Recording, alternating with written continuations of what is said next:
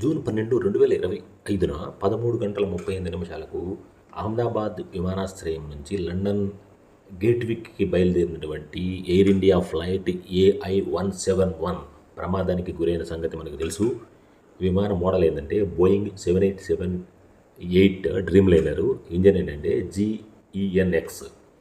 ఇది ఎక్కడైతే దెబ్బతినిందంటే బీజే మెడికల్ కాలేజీ హాస్టల్స్ దగ్గర మెఘానీ నగర్లో దెబ్బతినింది. దీనికి సంబంధించి ఏంటంటే ప్రయాణికులు సిబ్బంది కలిపి 242 మంది ఉంటే 241 మంది అక్కడే చనిపోయారు.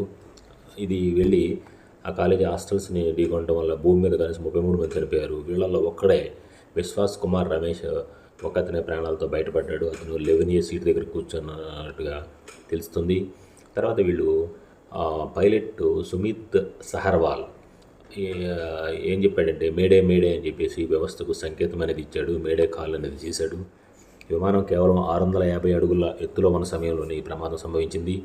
ఇక ముఖ్యంగా దీనికి సంబంధించి అంటే బ్లాక్ బాక్స్ను వెలికి తీయాలని చూస్తూ ఉన్నారు. దానిలో ఫ్లైట్ డేటా వెల్లడించడానికి సహాయపడుతూ ఉంటుంది. ఇక్కడ బ్లాక్ బాక్స్ అనేది కీలకంగా మారింది. దీనిలో DGCA సహాయం కూడా తీసుకుంటూ ఉన్నారు. అన్ని బోయింగ్ విమానాలు 33 బోయింగ్ ఉన్నాయి, 787 డ్రీమ్ లైనర్లు. వీటిని తక్షణం కూడా చెక్ చేయాలని చెప్పి ఆదేశాలు అనేది ఇచ్చారు.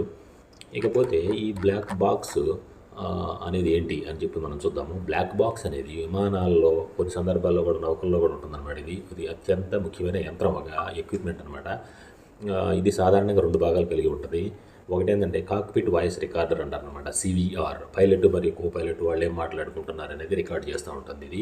రెండోది ఏంటంటే ఫ్లైట్ డేటా రికార్డర్, FDR అంటారు దీన్ని. అంటే విమానం ఎంత ఎత్తులో ఉంది, వేగం ఎంత ఉంది, ఇంధన స్థాయి ఎంత ఉంది, కంట్రోల్ మోషన్స్ ఎట్లా ఉన్నాయండి అంటే సాంకేతికమైన ఇన్ఫర్మేషన్ అనేది ఇస్తూ ఉంటుంది. ఈ యంత్రం ఎట్లా ఉంటుందంటే అగ్ని, నీరు, ఏమైనా తీవ్రమైన దెబ్బలు వచ్చినా కూడా తట్టుకునే విధంగా స్ట్రాంగ్గా సెక్యూరిటీగా తయారు చేయబడి ఉంటుందన్నమాట. ఏదైనా ప్రమాదం జరిగినప్పుడు నిజంగా ఏం జరిగిందో తెలుసుకునేందుకు బ్లాక్ బాక్స్ అనేది కీలక పాత్ర వహిస్తూ ఉంటుంది. ప్రమాదానికి ముందు విమానం ఉన్న పరిస్థితులు దర్యాప్తు చేయడానికి సహాయకారిగా ఉపయోగపడుతూ ఉంటుంది. విమాన ప్రమాదములపై నివేదిక తయారు చేసే సమయంలో ఇది ముఖ్యంగా ఒక ఆధారంగా ఉంటుందన్నమాట. భవిష్యత్తులో ఎలాంటి ప్రమాదాలు జరగకుండా ఉండడానికి ఏ విధమైన నివారణ తీసుకోవాలి అనే దానికి దీనిలో ఉండే సమాచారం ద్వారా మనం అనేది నేర్చుకోవచ్చు. ఇట్లాంటి నిశ్శబ్ద సాక్షి అని చెప్పి దీన్ని మనం చెప్పవచ్చు అనమాట. దీన్ని బ్లాక్ బాక్స్ విమానాల పై నిశ్శబ్ద సాక్షి